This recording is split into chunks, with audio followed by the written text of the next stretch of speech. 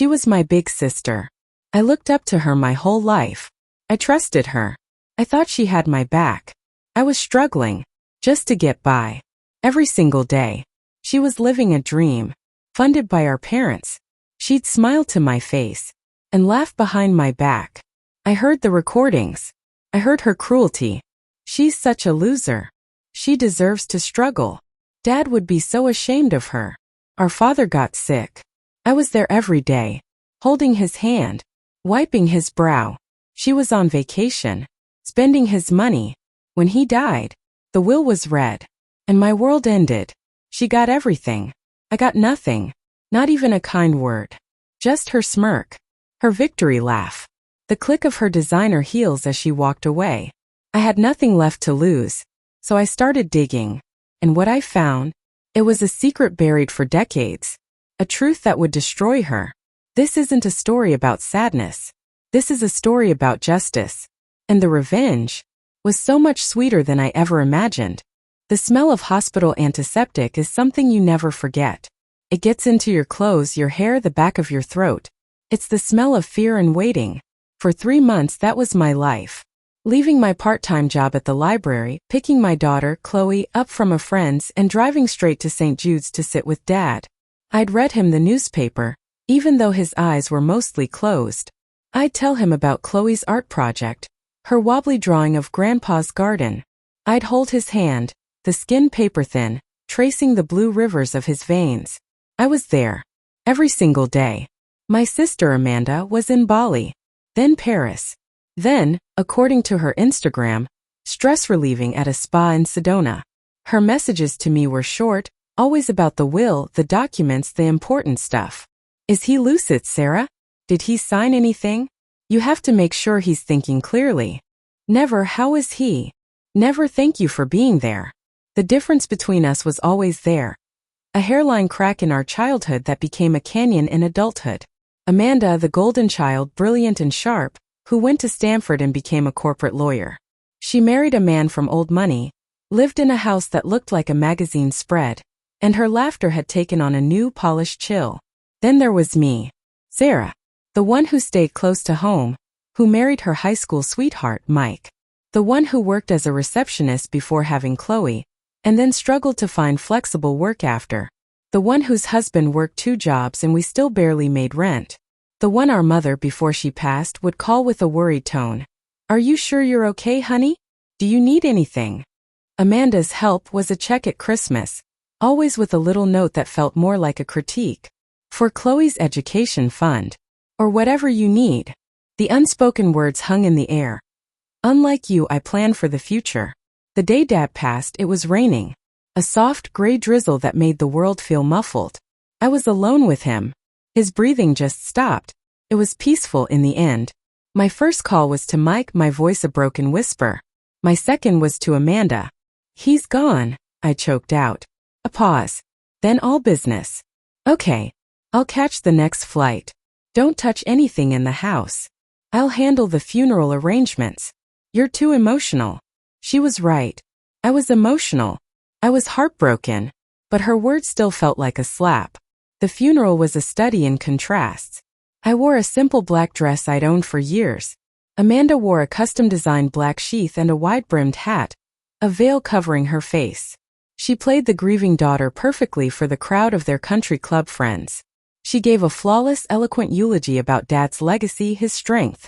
I couldn't speak. I just held Chloe's hand, tears streaming down my face silently. Then came the reading of the will. In Mr. Henderson's, our family lawyer's oak-paneled office. The air smelled of old books and money. Amanda sat poised, a leather-bound notebook on her lap. I just felt numb. Mr. Henderson cleared his throat. To my daughter Sarah, I leave the sum of $50,000 and my personal library of books. I know she will cherish them. $50,000. It was a life-changing amount to me. It meant I could pay off our car, put a down payment on a slightly better apartment. A flicker of warmth of love sparked in my chest. He had been thinking of me. Then Mr. Henderson continued. The remainder of my estate, including the primary residence, all investment portfolios, and the vacation property in Cape Cod, I leave in its entirety to my daughter, Amanda, to be managed and disbursed at her discretion, trusting her business acumen to preserve the family legacy. The room tilted. The remainder was over $3 million. The house I grew up in. Everything. Amanda didn't even look at me. She simply nodded, making a note in her book. That seems in order. Amanda. I whispered, my voice cracking. The house. Dad's things. She finally turned to me and the mask slipped. Just for a second. Her eyes were cold, her smile a thin, sharp line. Sarah, be realistic. What would you do with that house? Sell it to the first bidder and blow the money in a year? Dad knew what he was doing. He knew I could be responsible with it. The $50,000 is more than generous considering. Considering what? The words screamed in my head, but I couldn't give them voice. I felt small. Insignificant. A failure, just as I'd always feared. The next week was a blur of grief and shock. Mike was furious for me, but he was also practical. $50,000 is still a blessing, Sarah. We can breathe a little. But I couldn't breathe. I was drowning. I went to the house to collect Dad's books. Amanda was there, supervising a team of cleaners already erasing him. The familiar, comforting smell of his pipe tobacco was gone, replaced by the sterile scent of lemon polish. I've boxed the books for you, she said, gesturing to a pile of cardboard in the hallway. They're in the garage. You can take them and go. I walked through the living room, my hand trailing over the mantelpiece where our family photos used to be. They were stacked in a box labeled storage. Amanda, please. Can I just have Mom's pearl necklace? It's not about the value. It's all I want of hers. She laughed. A short, derisive sound that echoed in the empty house. Oh, Sarah. Always so sentimental. Those pearls are vintage. They belong with the estate. They're an asset. You wouldn't understand. She walked over to me, her heels clicking a final, dismissive rhythm on the hardwood. You need to stop this. Dad saw you for what you are. A perpetual victim. Always struggling, never succeeding. He pitied you. That's why he gave you the $50,000. It was pity money. Now I have a charity gala to plan. Some of us have real responsibilities. She walked out, leaving me standing in the hollow shell of my childhood home. Her words didn't just hurt. They carved something out of me. They killed the last bit of sisterly love I had been clinging to. Pity money. The final brutal truth. I took the boxes of books. I drove home in a trance. For days I moved through my life like a ghost. Mike and Chloe tiptoed around me. The anger was a cold, hard stone in my gut. It was the only thing keeping me warm. A week later, I finally forced myself to unpack the books. I couldn't bear to look at them, but leaving them in the garage felt like abandoning a part of Dad. I lifted a heavy volume of Shakespeare's collected works. The binding was cracked. As I opened it, a small faded photograph fluttered out. It was a picture of my father, young, maybe in his late 20s, with his arm around a woman who was not my mother. They were laughing, heads thrown back, looking utterly in love.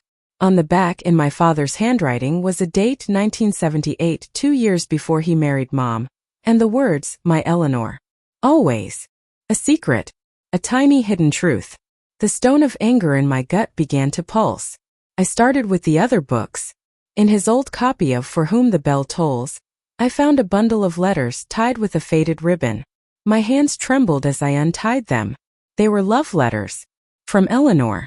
They spoke of a summer romance, a depth of feeling I had never seen my father express. The last letter was different. It was frantic, desperate. My dearest Robert, I'm leaving. My father is making me. He knows about the baby. He says I've disgraced the family. He's sending me to stay with my aunt in Ireland until it's born. And then they're making me give it up for adoption. He says you'll never amount to anything, that you can't provide for us. It's breaking my heart. I love you. I'll always love you. Find me. Please find me. You're Eleanor. A baby. I sat on the floor of my cramped living room, surrounded by my father's books, the past screaming at me from fragile paper.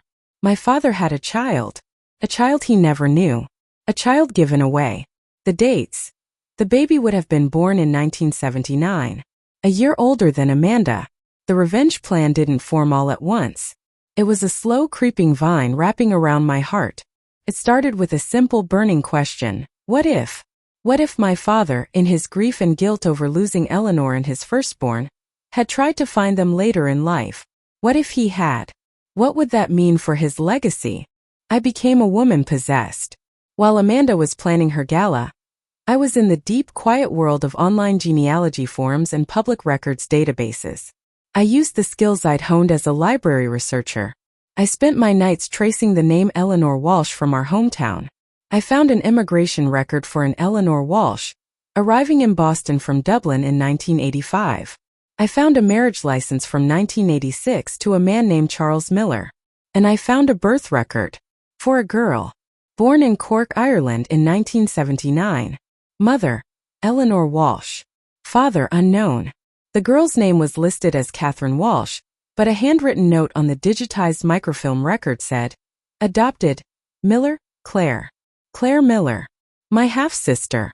It took me another month to find her. She was a graphic designer living in Portland, Oregon.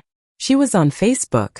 Her profile picture showed a woman with a kind, smiling face, my father's warm brown eyes, and a sprinkle of freckles across her nose that I recognized from the faded photo. She looked normal. Happy. She had a family, a husband, 2 young boys. My hand hovered over the message button. What would I say? Hi, I think our dead father, who you never knew, left you out of his multi-million-dollar will. Want to help me destroy our sister? But the cold, hard stone of anger pushed me forward. I crafted a careful, gentle message.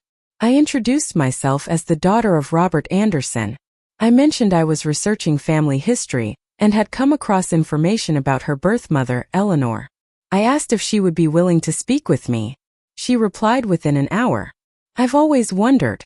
My adoptive parents were wonderful, but there's always a hole. Yes, I'd love to talk. We scheduled a video call. When her face appeared on my screen, it was like looking at a ghost. A kinder, gentler version of my father. I started slowly telling her about Dad, about what a good man he was. I showed her the photo, the letters. She cried. I cried. It was real. My anger towards Amanda didn't diminish, but it was now joined by a genuine, aching sorrow for this lost sister, for my father's lost love. Then I told her about the will. I showed her a copy. I told her about Amanda. The coldness. The laughter. The pity money. Claire was silent for a long time, absorbing it all. So, she got everything? Everything, I said, my voice quiet but steady. And she believes she deserves it. That our father wanted it that way. But Claire, the law in our state is clear. If a child is omitted from a will, and it can be proven the omission was not intentional, they have a claim. A strong one. Especially with this evidence. I took a deep breath. He never knew about you. He thought you were lost to him forever. If he had known, he would have wanted you to have a share. I know he would. I wasn't just manipulating her. I believed it. I could feel the truth of it in my bones. My father was a man haunted by a lost love. This was his chance for redemption through me. What are you suggesting? Claire asked, her voice barely a whisper. I'm suggesting we contest the will, I said. Together. We hire a lawyer. We prove you are Robert Anderson's biological daughter, wrongfully omitted from his estate. We take it all away from Amanda. The plan was set in motion. We found a ruthless, brilliant probate lawyer. A woman named Maria Gonzalez who specialized in contested estates. She was a shark, and her eyes lit up when we showed her the letters and the DNA test Claire and I had quietly done, which confirmed a 99.9% probability we were half-sisters. This is a slam dunk, Maria said. We'll file the petition. The burden of proof is on us, but with this, we have it. The execution was a thing of brutal, beautiful legal precision. We didn't tell Amanda. We let her have her moment of triumph. She sold the Cape Cod house. She renovated my childhood home, turning it into a cold, modern showpiece. She posted about it all on social media. Her new chapter. The day she was served the legal papers was the day I finally felt alive again. My phone rang. It was her. For the first time in months, her voice wasn't cool and condescending. It was shrill, panicked. Sarah, what is this? What have you done? This is some kind of joke. A lie. It's no joke, Amanda, I said, my voice eerily calm. I was sitting in my small kitchen watching Chloe draw at the table. Her name is Claire Miller. She's our father's daughter. His first daughter. The letters are in a safety deposit box. The DNA test is filed with the court. You are not the sole heir. You bitch. You treacherous little bitch. You're doing this to destroy me. I'll fight this. I'll bury you in legal fees you can't possibly afford. Our lawyer is working on contingency, I said softly. She's very confident. In fact, she recommends we also sue for emotional distress on Claire's behalf, and for my intentional infliction of emotional distress due to your fraudulent handling of the estate. You see, when you told me it was pity money, you knew that was a lie. You knew about Claire's existence, didn't you? There was a deadly silence on the other end of the line. It was a bluff, a shot in the dark, but it hit its mark. What? No, that's insane. But her voice had a crack in it. Fisher. And in that moment I knew.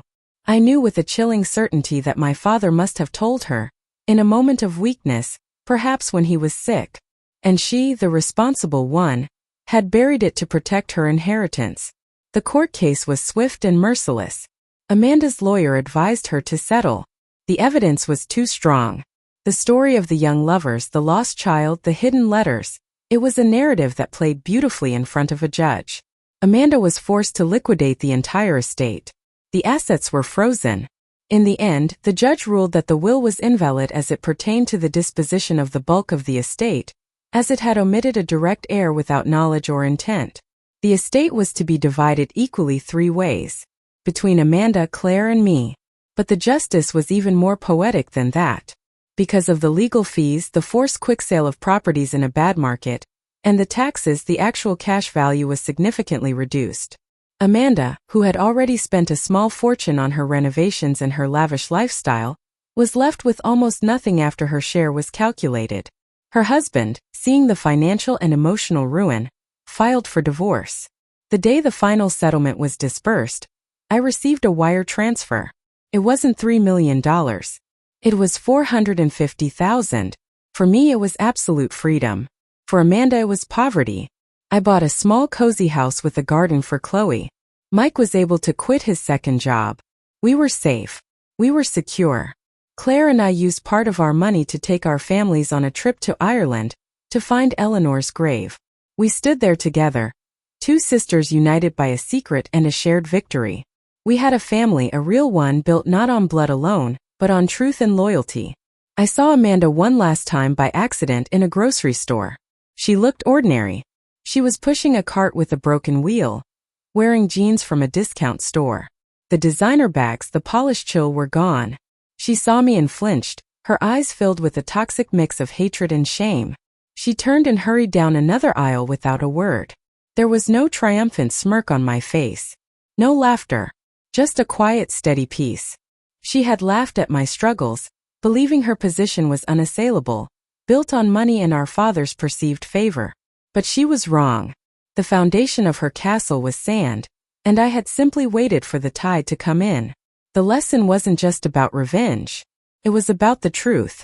The truth that families are complicated, that love isn't always fair, and that sometimes the quiet, struggling one is the strongest of all.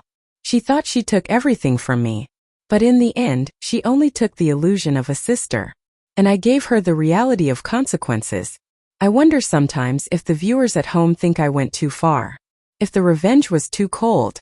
But then I remember the sound of her laughter in that empty house, and I know I gave her exactly what she deserved.